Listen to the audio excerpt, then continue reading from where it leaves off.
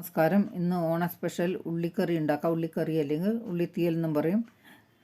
ഉള്ളിക്കറി ഉണ്ടാക്കാൻ വേണ്ടി ഒരു 150 ഗ്രാം വരെ ചെറിയ ഉള്ളി ഒരേ വലുപ്പത്തിൽ അരിഞ്ഞൊരു പ്ലേറ്റിൽ വെച്ച് ഒരു ബൗളിൽ ഒരു നെല്ലിക്ക വലുപ്പത്തിൽ വാളംപുളി ഇട്ട് വെള്ളം ഒഴിച്ച് ഗ്യാസ് ഓൺ ചെയ്ത് കടായി വെച്ച്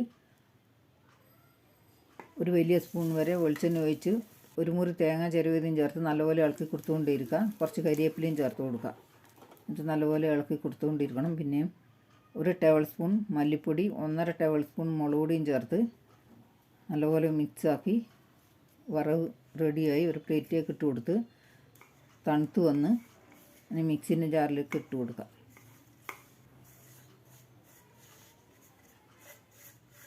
മിക്സിൻ്റെ ജാറിലേക്കിട്ട് നല്ലപോലെ അരച്ചെടുത്തിട്ടുണ്ട്. എണ്ണയെല്ലാം തെളിഞ്ഞ് വന്നു.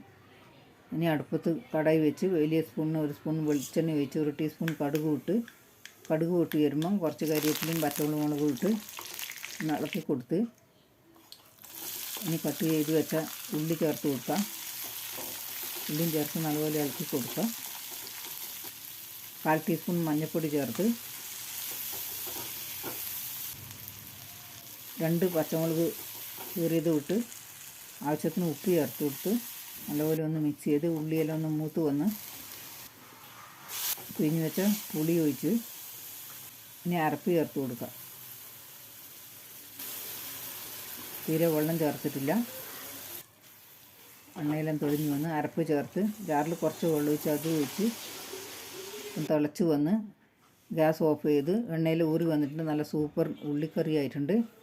അത് കണ്ടില്ലേ? ഇതുപോലെ നിങ്ങൾ ഉണ്ടാക്കി നോക്ക്. ഇഷ്ടപ്പെട്ട ലൈക്ക്, ഷെയർ, കമൻറ്റ്, സബ്സ്ക്രൈബ് ചെയ്യണേ.